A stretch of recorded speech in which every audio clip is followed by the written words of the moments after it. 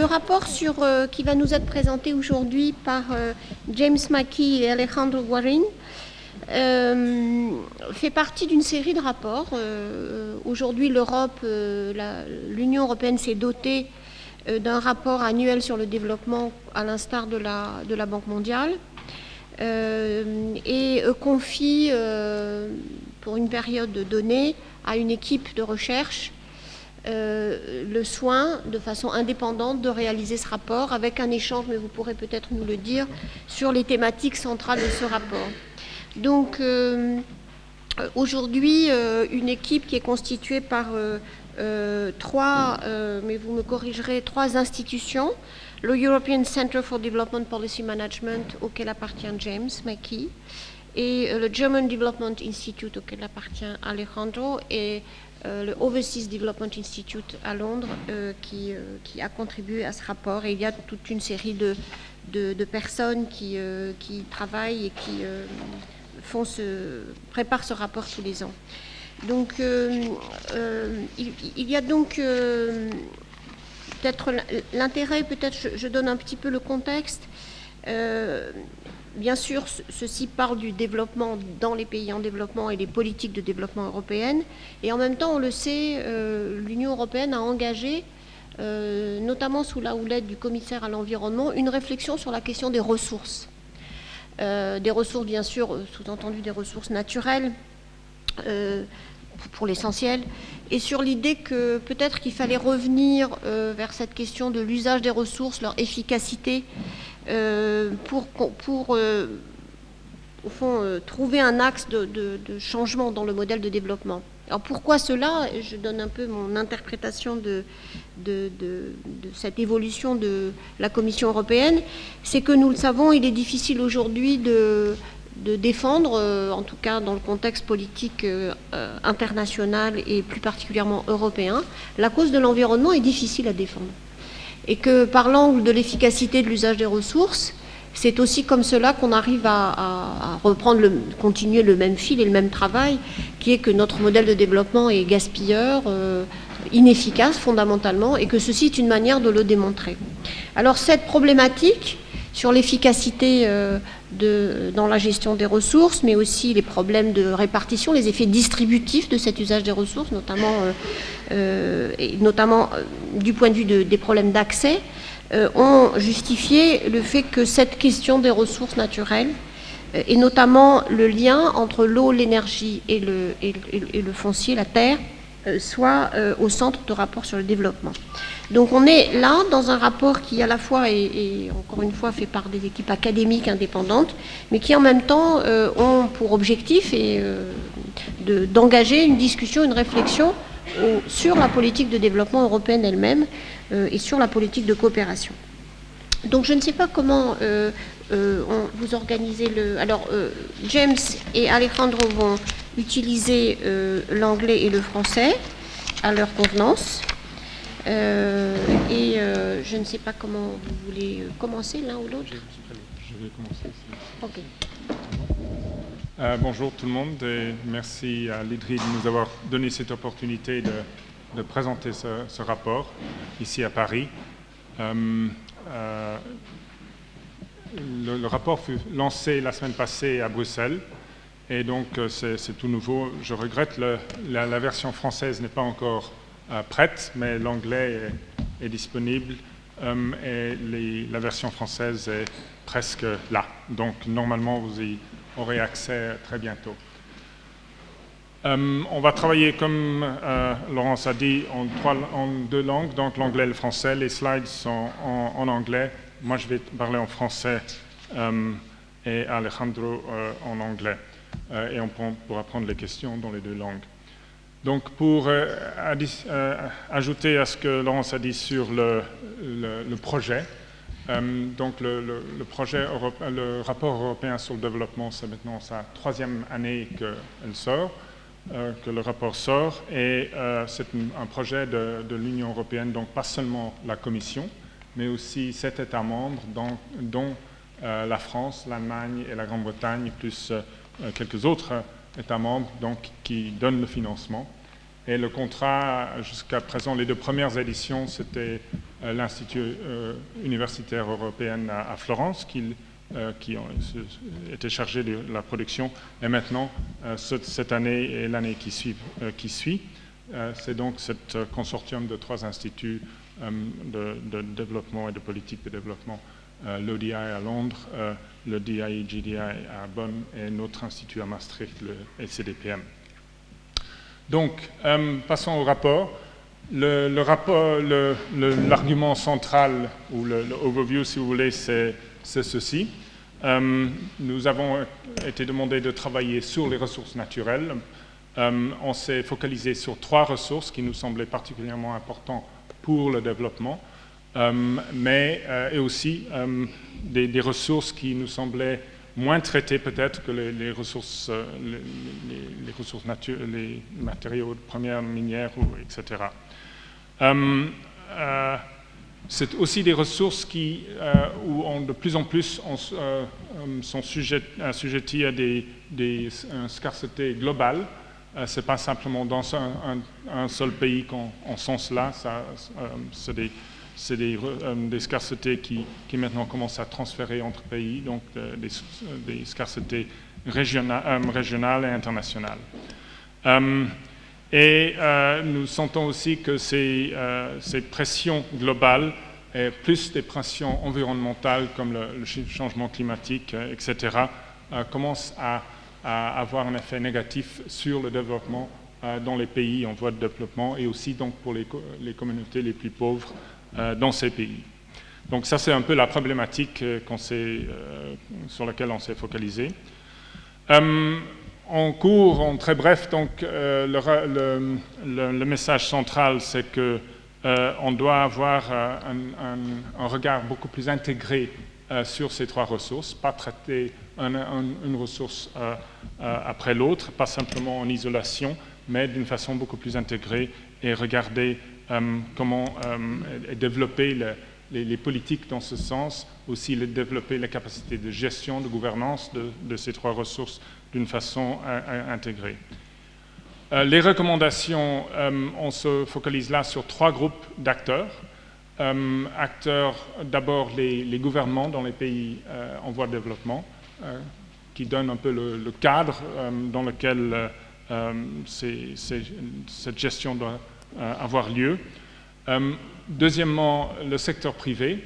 Là, on a vu que beaucoup de grandes compagnies internationales commencent à regarder de plus en plus près cette question de ressources naturelles et leurs besoins de matériaux premiers pour le travail, pour leur production, commencent à les pousser à regarder ça de plus en plus attentivement. Mais c'est quand même toujours un petit nombre de ces compagnies et donc c'est un groupe d'acteurs qui est très important pour le futur. Troisième groupe d'acteurs, c'est la communauté internationale. Et là, bien sûr, on s'est focalisé surtout sur l'UE, l'Union européenne. Pas simplement la Commission, ça j'insiste dessus, c'est aussi au gouvernement, les États membres et la communauté, donc les citoyens européens aussi. Et on reviendra un peu sur les différentes recommandations là-dessus. Mais je passe la parole à Alejandro pour nous donner l'argument central. Merci James et merci Laurence. I will unfortunately speak in English because that is the extent of my French right there, you just heard it. But given that it's a rather small group, I think if there are any sort of misunderstandings, immediate questions, we can probably interrupt if anything I say is not clear. I will start by saying two important things. One is, I don't think you will hear anything that you don't already know. So part of what we're trying to do is bring together things that might not be otherwise have brought together. That is, I think, a little bit what we're doing. And the other thing that I think would be interesting for you is, in writing one of these reports, which is written by some 20 people or something like this, and in consultation with a wide variety of non-government actors, plus the European Commission.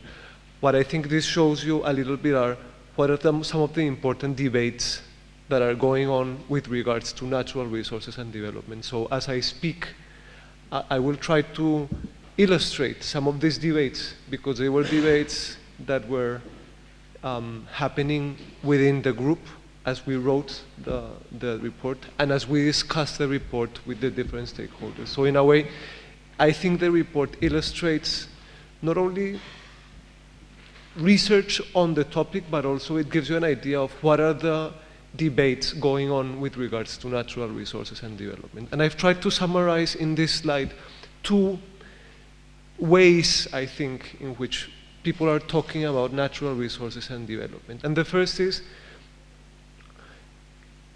I'm going to paraphrase, it sounds something like there is natural resource degradation. This is the topic of the last Human Development Report.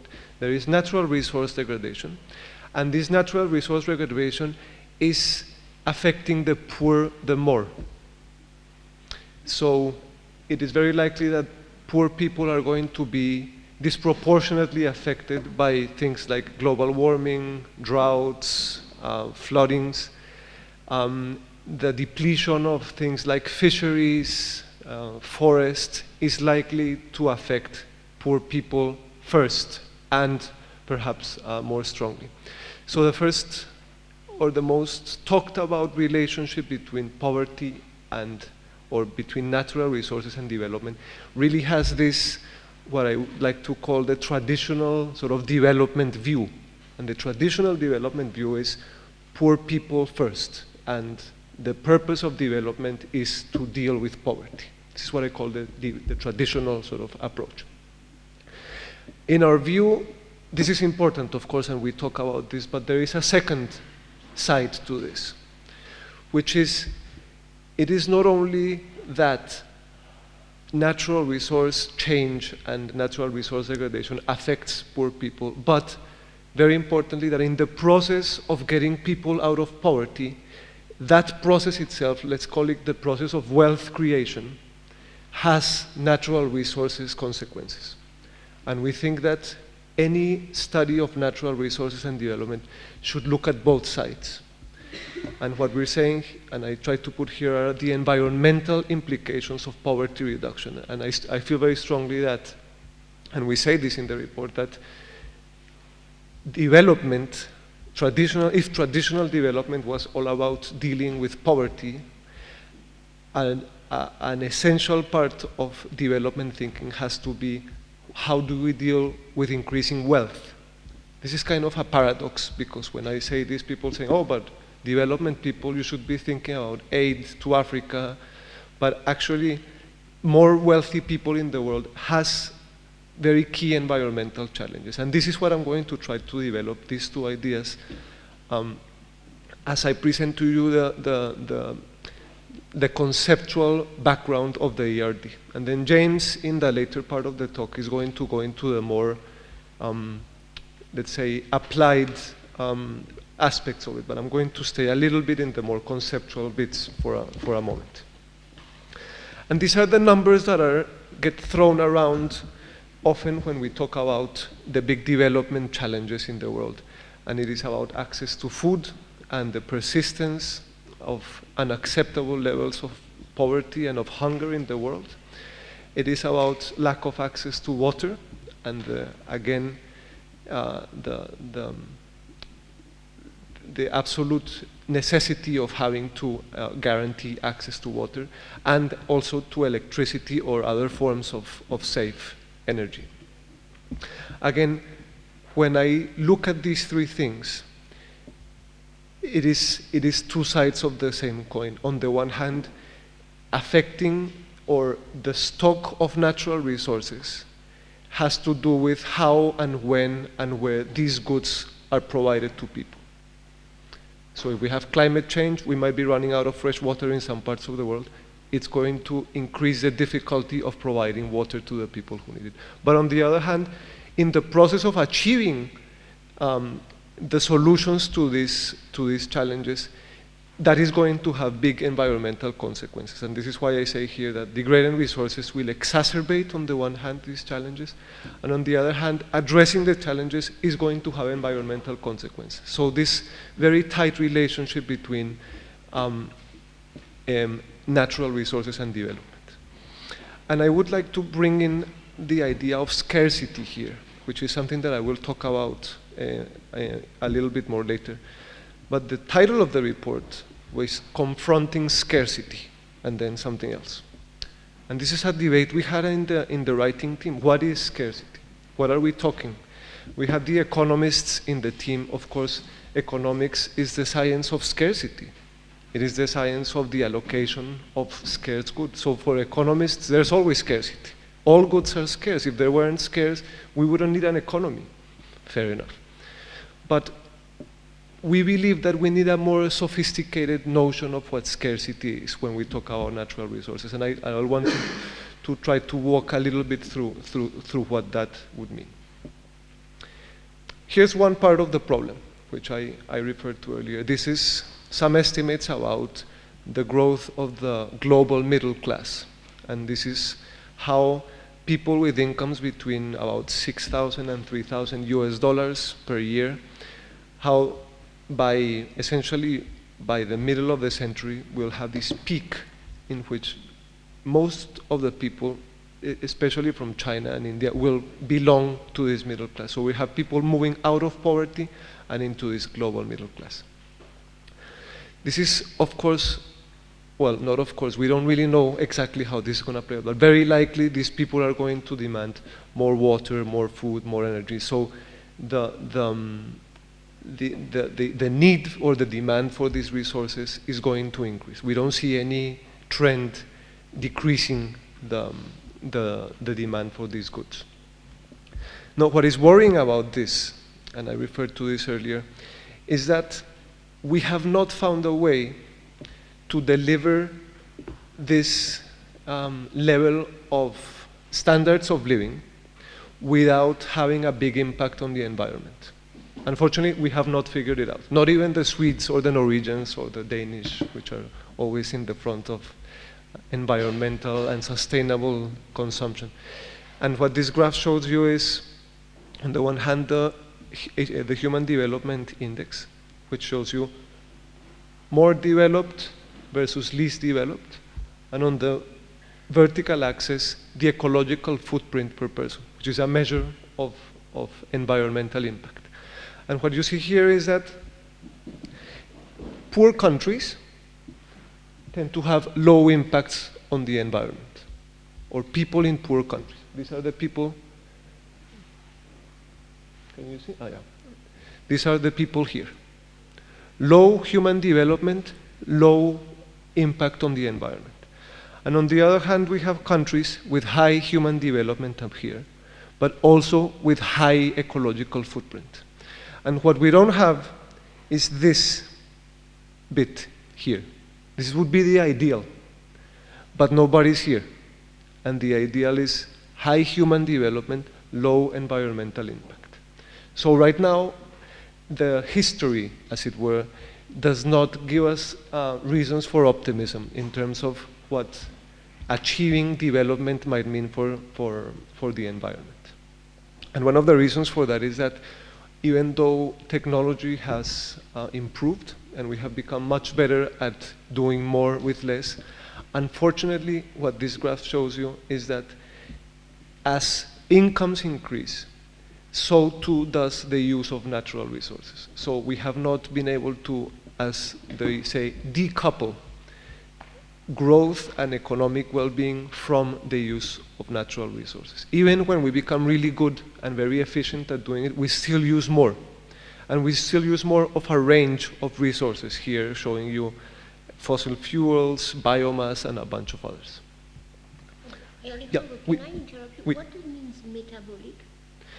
The metabolic rate is just an index of tons of a particular resource per capita per year. Okay. Yeah, this is what it shows you. Now, this is where I said I was going to talk about scarcity, and this is where scarcity becomes really important.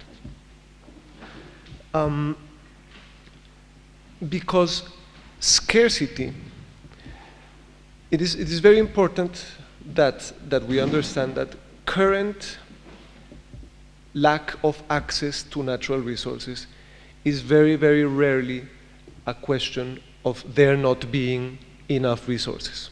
So, lack of access to water in most parts of the world is not due to there not being water. Lack of access to food is very rarely the case of there not being enough food. Lack of access to energy is very rarely the case of there not being enough energy. So, in most of the cases, people do not have water because they cannot pay for it or because they don't have the political power to guarantee access. So when we talk about scarcity, for the most part, the connection we're making is not saying that there is not enough water, for example, for the people who need it. Now, where does scarcity come in? And this is where we think scarcity is a very important notion. What we think we are running out of is the ability of the natural Earth system to cope with change and to cope with greater strains. You might have seen this graph. This is a very widely cited article by Rockström and several other scientists on the planetary boundaries. And I'm going to stop just a little bit here to explain what this graph is saying in case you're not familiar. What they did was they identified 9 dimensions of environmental change. And they tried to think in a sort of systems dynamics framework how far we are from reaching what they call a tipping point. And the tipping point means that you can put pressure on the system and the system will cope and will change and will go back to its original state. But if you push it beyond some particular point, and we don't know exactly what that point is, but if you push it beyond that point, then the system breaks down. The system does not go back. The system breaks down, and there is the potential for what we call nonlinear or catastrophic change. And so what these scientists did was they identified 9 dimensions which could behave in this particular way, and they tried to assess where we are, in what point are we from crossing this tipping point. And so what you see here is in red. So the green circle is what they think is the safe boundary for operation. And then the red cones or the red radii are where we are close to transgressing those boundaries or where we already have. So, for example, in biodiversity, they think that we are way off the mark. We have already probably broken down that system in a way that cannot be recovered. We have lost those species, and that's it. Climate change, we're probably beyond it. So what they think is that we have set into motion a number of processes that will lead to some sort of catastrophic climate change. And the other big one here is nitrogen loading into the atmosphere. So now human activity is responsible for the greater part of the nitrogen cycle than natural activities. Why am I talking about this? Because when we talk about scarcity in the report, for the most part, we're talking about scarcity of the possibility of natural ecosystems to cope with change. So it's not scarcity of water in itself that we're talking about, but we're talking about scarcity of the natural ecosystem to cope with continued withdrawals of water. So in this sense, we think there is scarcity, and then there is global scarcity in some related, in some of these areas. And sort of to finalize my more conceptual introduction and hand it over to James, we said, okay, fair enough, this is we agree with this, and we think some of these limits are being transgressed. But we're writing a report on natural resources and development. And you cannot go to the European Commission and say, apparently we need to devise a European Union position on the nitrogen cycle. No? You can't, this is not the way that policy works. So we said, how can we break down this idea of the global thresholds or the global boundaries into concrete, more actionable parts? And here is where we come with the idea of we need to concentrate on specific resources. And we will concentrate specifically on water, on land, and on a third one, which is not a resource, but usually depends from other resources, which is energy. And what we see is that if we try to look at these three, in these three aspects, on the one hand, basic for development, as we had said, these are things that are essentially preconditions of any poverty alleviation scheme. You have to guarantee water, you have to guarantee food, which comes from land, and you have to guarantee energy. So these are, on the one hand, essential for human well-being, and on the other hand, they are involved in a number of feedback loops that we think allow us to think about these processes happening at a global scale. We call this the well nexus. And this was actually, I think, François Bourguignon who said once, we were talking about the land, energy, water, and he said, no, you have to have a word that everybody will remember, and it can't be the leu or the eu. And so he said, well. And so we talk about the well nexus, about this very tight interrelationship of land, water, and energy. So these are, again, just to repeat and to clarify, these are concrete areas of policy, of intervention that can allow us to think in a very concrete way about these more abstract goals. What are some of the features of the well nexus? Well, we have great competition between uses and users. The resources are increasingly related in a way that if you want more water, you probably need lots of energy to extract it, so you're using both at the same time, and you need a place to do it. If you want more land, that probably means that you are going to need more water. If you want to have renewable energy, for example, biofuels, you will need both water and land. So we are thinking that these three things are constantly interrelated. Now, again, we think that it is not very likely that we will find absolute scarcity of each of these individual resources, but rather that we'll find scarcities of the systems that regulate the recycling of the resources, and the life supporting systems that regulate and allow their existence. And again, just to bring back the development into here, we think that this affects the poor disproportionately. It is imbalances in this nexus. Now, to finish and to sort of start bringing this to a more concrete, which is what James will take over soon, what are some of these examples of this well nexus? Well, we looked at biofuels in Brazil, and, well, not only in Brazil, but mostly in Brazil, which is one of the leading producers, where this makes great demands on land and water, but the driver of this is changes in the energy market. Hydropower, again, something that is driven by energy demand and that has great repercussions in both land policy and water policy. We look at agricultural systems and the distinction between large and small producers. We looked at land deals, especially in this case, in the case of the Limpopo River in southern Africa, a river that crisscrosses 4 countries, I think, South Africa, Mozambique, Botswana.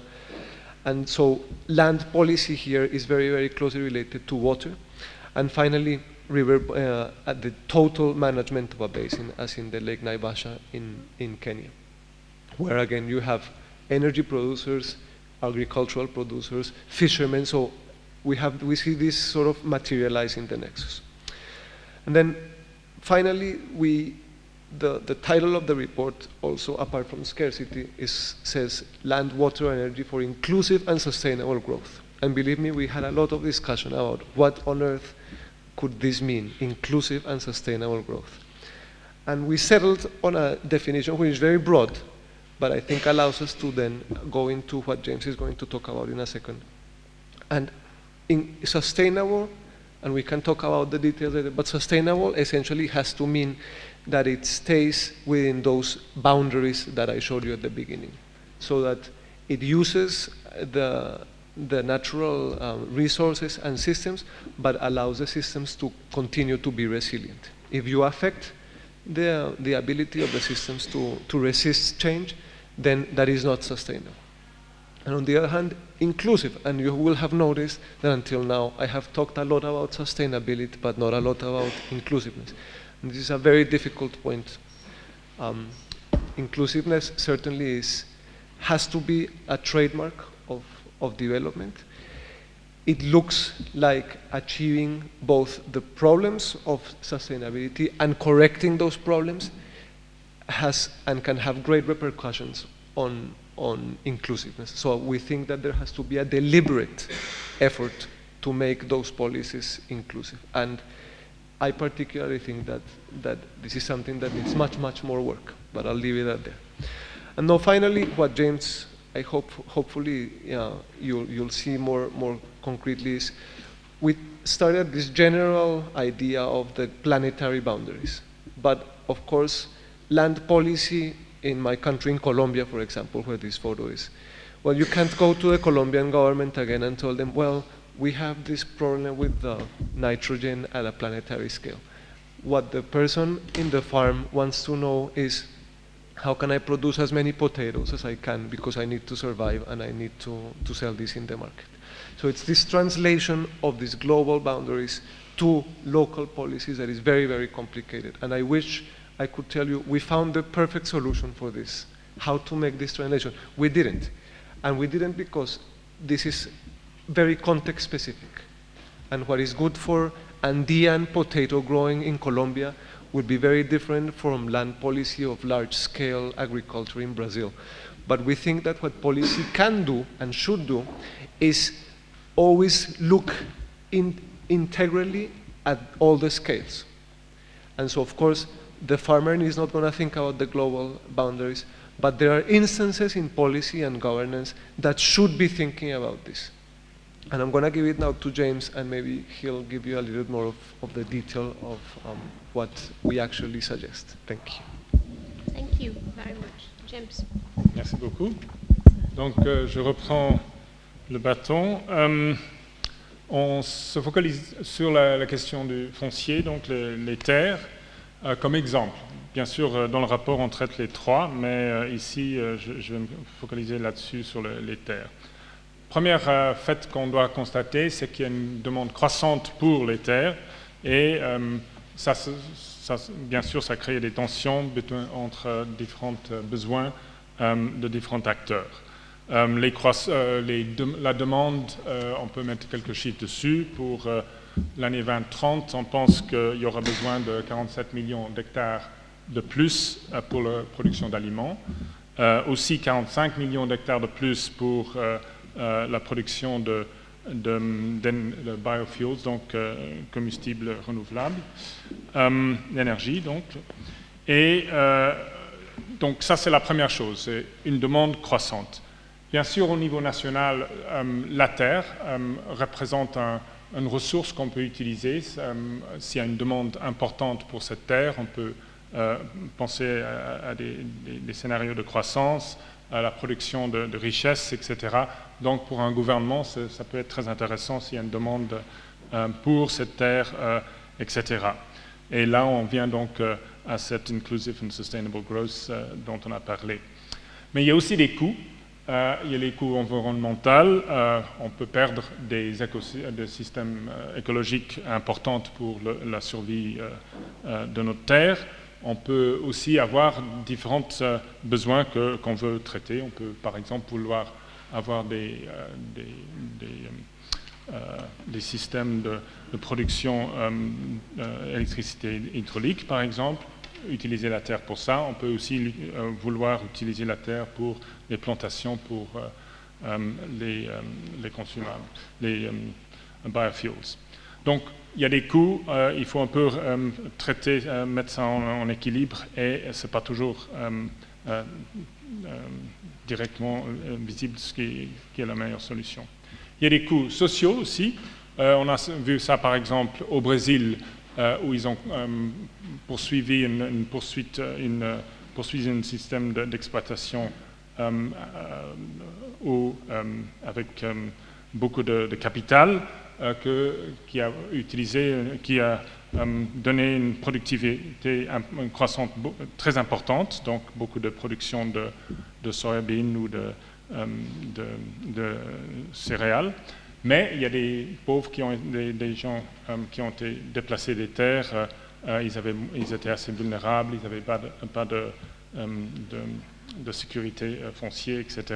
Et donc, il y a des coûts sociaux. Donc, au niveau national, donc, le gouvernement doit un peu traiter ces différents médecins en équilibre. Dans la presse, vous avez vu ces dernières 2-3 ans beaucoup de discussions sur les acquisitions foncières internationales. En anglais, on appelle ça land grabbing comme titre. Je ne sais pas exactement ce qui est utilisé ici, mais donc des grands achats de terres d'un pays à l'autre. Donc, on sait un peu, il y a pas mal de discussions là-dessus, beaucoup de recherches a été faite là-dessus. On a un peu regardé cela. On peut comprendre donc que cette tendance dépend de plusieurs facteurs. Il y a un certain niveau de spéculation, des gens qui mettent de l'argent dans le foncier parce qu'ils pensent que c'est bon pour le futur. Aussi, il y a des pays qui essayent de sécuriser leurs besoins en aliments, donc essayer de produire à l'étranger s'ils n'ont pas assez de terre chez eux pour produire les aliments dont ils ont besoin, différentes questions comme ça. Mais on a dû constater que les faits là-dessus, que le détail est assez variable, que ce n'est pas encore très clair le niveau de ces acquisitions. Et ce qui a été évident aussi, que beaucoup de ces acquisitions ne sont pas complétées. Donc, on ne sait pas, ils sont annoncés, les négociations sont poursuivies, mais on n'arrive pas toujours à leur conclusion. Et autant plus, on n'arrive pas à ce que les projets soient exécutés. Et donc, si on demande aux acheteurs de certaines conditions, de s'assurer qu'il y aura des provisions pour les gens qui ont été déplacés des terres, on ne peut pas s'assurer que vraiment cela se passe en réalité. Ceci soulève des questions donc pour cette inclusivité, des questions d'accès, de sécurité sécurité des terres. On a vu aussi des systèmes d'inscription des terres qui sont parfois en conflit l'un avec l'autre, des systèmes plus traditionnels et des systèmes plus modernes. Et là, une de nos recommandations qui ressort donc du rapport, c'est vraiment avoir une politique foncière qui est inclusive, qui ne regarde pas simplement les gens avec le pouvoir, les grosses sommes. Bien sûr aussi, il faut de la transparence dans la gestion de ces systèmes. Plus de transparence qu'on a, le plus les gens qui sont peut-être plus défavorisés dans le système peuvent trouver des solutions pour remédier à leurs problèmes. Et bien sûr, si on arrive à imposer des conditions aux acheteurs, donc si vous achetez cette terre ou si vous louez cette terre, vous allez apporter, je sais pas, des routes ou de l'électricité pour le village à côté, etc. Il faut aussi voir comment est-ce qu'on peut monitorer cela, etc. On a constaté aussi qu'il y avait un débat assez important encore dans qu'est-ce qui est plus productif. Donc, il est clair qu'il est important d'augmenter la productivité des terres, mais quel système va mieux? Est-ce que c'est les grands traitements des terres avec exploitation ou en capital, ou est-ce que c'est les plus petites, l'échelle plus petite avec les fermes familiers ou de famille. Là, on voit un débat très important dans la littérature. On ne s'est pas posé sur l'un côté ou l'autre. On pense plutôt que dans différentes situations, l'un peut être plus avantageux que l'autre et il faut trouver des façons de gérer ça ensemble et peut-être avoir des approches plus intégrées où les deux sont possibles. Prochain slide. Donc ça, c'est un peu les chiffres. Vous trouverez ça dans les littératures, différentes productions, publications qui indiquent un peu le niveau d'achat dans différents pays en Afrique, par exemple, qui sont des achats de terres internationales, donc, et pas simplement par des acheteurs à l'intérieur du pays. Et on voit sur la droite l'impact, quelle est la proportion de terres arables qui est impliquée dans ces achats. On a déjà indiqué un peu la place que nous voyons pour la terre, le foncier, dans ce nexus dont on parle, dans ce système intégré aux énergies terre. Bien sûr, si vous voulez utiliser la terre pour productivité, donc pour produire des aliments ou autres produits, l'eau est extrêmement importante, vous aurez toujours besoin de ça. On constate même que beaucoup de ces grands achats de terre, ce n'est pas vraiment pour la terre même que ces achats sont poursuivis, c'est parce qu'il y a de l'eau sur les terres qui sont achetées. Donc ça, c'est une facture, on voit très clairement le lien entre les deux.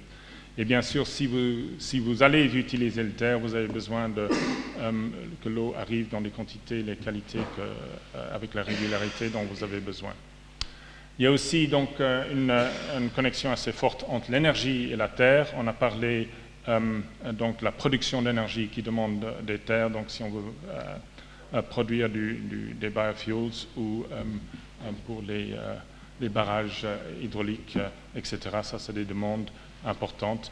On a une étude de cas, un des documents, un des papiers qu'on a commissionné, qu'on a demandé, était par des chercheurs en Indonésie qui, par exemple, qui ont étudié l'impact du marché européen en biofuels, l'impact sur l'utilisation, la conversion des terres depuis forêt vers la production de palm oil, l'huile palmière en Indonésie. Ça a été vraiment assez dramatique. Donc il y a aussi l'exemple brésilien que Alejandro a cité. Passons donc à la question de gestion de cette nexus. Comment est-ce qu'on peut voir ça? Bien sûr, ça dépend de pays en pays. Il faut regarder, bien sûr, quelles sont les ressources qu'on a sur le terrain. Et ça varie beaucoup. Un pays comme l'Égypte, par exemple, c'est l'exemple classique où l'eau est très, très, très importante. Il faut bien l'utiliser parce qu'il y en a très peu. D'autres pays, c'est autre chose. En Afrique, si on prend toute l'Afrique, on voit très bien qu'il y a assez d'eau. Le problème, c'est que sa distribution et la capacité de le déplacer d'un pays à un autre, d'une situation à une autre. L'infrastructure, pour cela, manque. Donc, d'abord, il faut regarder la situation, quelles sont les ressources que nous avons. Il faut aussi regarder les questions de consommation et des productions. Est-ce qu'on peut réduire la consommation dans les façons de produire, etc. J'ai déjà parlé d'une question d'accès,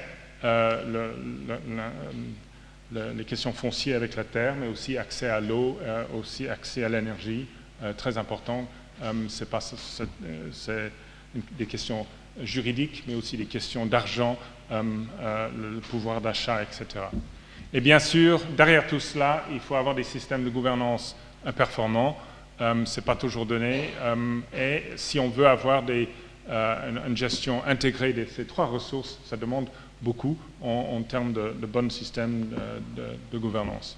Parce qu'en fin de compte, on essaye de préconiser une gestion intégrée des trois, et pas simplement optimiser sur l'un ou sur l'autre, mais vraiment optimiser sur le système, sur les trois, un peu pour les raisons dont Alejandro a argumenté. Comment mettre ça un peu dans une forme qu'on peut utiliser concrètement? On suggère que donc, les réponses en termes de politique devraient être organisées autour de ces quatre zones. Donc d'abord une question sur la demande. Est-ce qu'on peut regarder la demande en fonction de ces scarcités? Est-ce qu'on peut refléter ça, regarder les questions de consommation, etc. Deuxièmement, l'offre. Est-ce qu'on peut augmenter et améliorer la qualité de l'offre en fonction, donc pour répondre aux besoins, pour augmenter la production ou la productivité? Troisièmement, les efficacités. Est-ce qu'on peut améliorer l'utilisation des ressources, donc réduire le volume de ressources qu'on utilise pour tel et tel système de production? Et quatrièmement, la question de résilience. Donc, est-ce qu'on peut avoir des politiques qui peuvent protéger ou renforcer la position des pauvres dans ces situations? Donc ça, c'est vraiment le challenge donc, qui se présente pour les trois secteurs. Je passe au prochain slide, s'il te plaît, oui. Donc, le secteur public, là, je pense que vous pouvez deviner cela assez facilement. Donc, il y a des questions de coordination, de facilitation. Ça, je pense, c'est assez évident. Une question de réglementation et d'encourager. Est-ce qu'on peut mettre des encouragements pour que les consommations aillent dans une certaine direction ou dans une autre, pour que les producteurs travaillent d'une façon ou d'une autre, etc.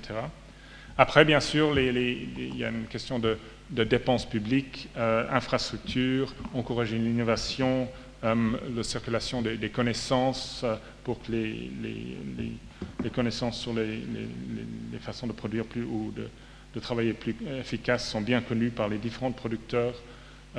Question de redistribution et aussi des shock facilities, donc des politiques qui peuvent remédier aux chocs que les populations subissent. Secteur privé. Donc, on en a un peu parlé déjà, donc cette question de l'offre, le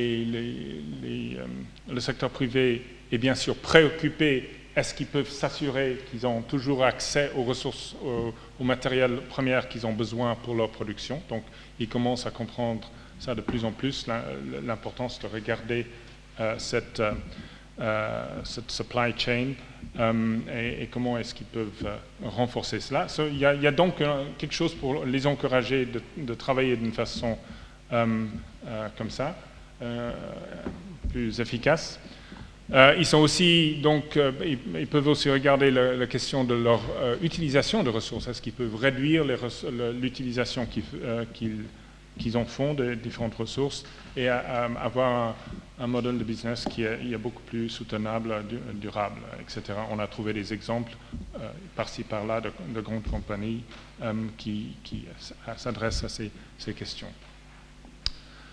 Finalement, pour l'Union européenne, on a regroupé ça sous les recommandations sous 4 titres. D'abord, les politiques internes, donc les politiques de consommation ici en Europe, Resource Efficient Europe, il y a déjà pas mal de réflexions là-dessus. Il faut vraiment pousser ces genres de politiques, réforme de la PAC par exemple, la question des biofuels, donc ça a été une politique qui a été mise la directive a été promulguée pour de très bonnes raisons pour notre consommation d'énergie en Europe, mais l'impact que ça a au niveau international est beaucoup plus important qu'on a peut-être réalisé autant aux périodes. Deuxième zone, c'est les politiques externes. Bien sûr, la commerce et les politiques d'investissement. Est-ce qu'on peut encourager des politiques, ou avoir des politiques qui encouragent la commerce internationale sur ces ressources qui sont soutenables, d'une façon soutenable, etc. On arrivera bien sûr aux coopérations au développement, ça je pense que c'est assez évident. mais quand même il faut que les politiques de coopération renforcent les gouvernements des pays en voie de développement avec des connaissances, les systèmes de gestion, travailler avec eux pour améliorer leur capacité de gérer ce nexus. Et quatrièmement, au niveau international, bien sûr, avoir des politiques de gouvernance globale qui peuvent renforcer ces tendances. Finalement, on nous a poussé vraiment, dans cette longue liste de recommandations, d'idées qui sont sorties de l'étude, de vraiment se mettre le point sur 4 ou 5 idées primaires plus importantes. Ça, c'est la sélection que nous avons faite. Je pense que la consommation vient en haut de la liste, surtout en européen, on doit regarder cela.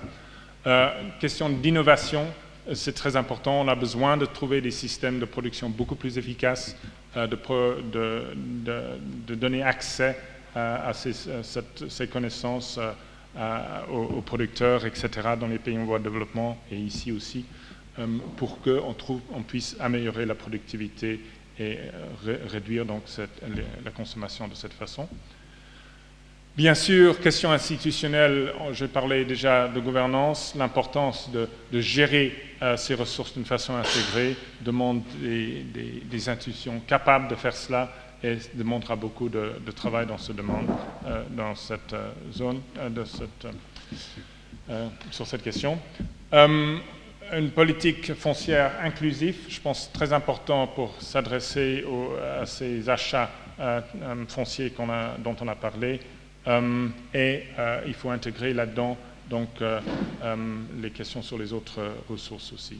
Et finalement, fixer les prix et essayer de mettre des prix sur des différentes ressources qui, pour le moment, où il n'y a pas nécessairement de marché, des systèmes encourager par exemple des systèmes pour de paiement pour des services écosystèmes, etc. Et essayer de sauvegarder la position des communautés les plus pauvres. Je pense qu'on en a assez parlé. J'espère que ça vous a donné une impression du travail qui a été fait. Merci beaucoup.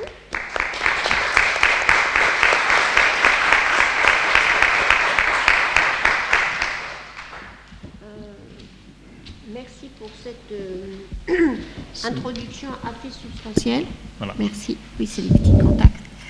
Et c'est très intéressant parce que le point de vue d'Alejandro et de James sont à la fois un point de vue académique et un point de vue de professionnel du développement. Donc, vraiment, c'est les deux approches, comme vous l'avez vu dans la petite notice bibliographique qu'on vous a joint, montrent aussi la complémentarité des points de vue.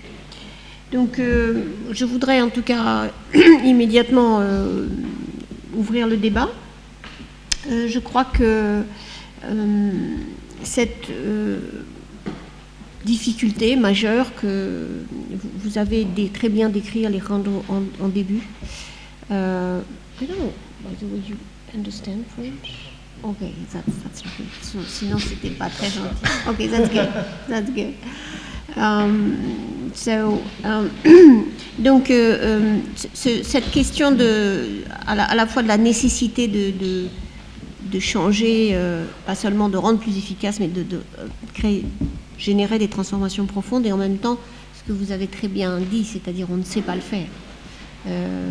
On voit le problème de l'usage excessif des ressources, on voit le problème de ces évolutions qui peuvent être catastrophiques au sens qui ne sont pas linéaires, dont on ne sait pas où elles vont aller dans les systèmes, les écosystèmes terrestres ou marins ou d'autres, mais on voit le fait qu'on ne sait pas. Et je crois que c'est un premier message très important. Le découplage sur lequel on a tout de même beaucoup vécu depuis 20 ans, sur l'idée qu'on pouvait générer un découplage, rencontre vraiment ses limites factuelles.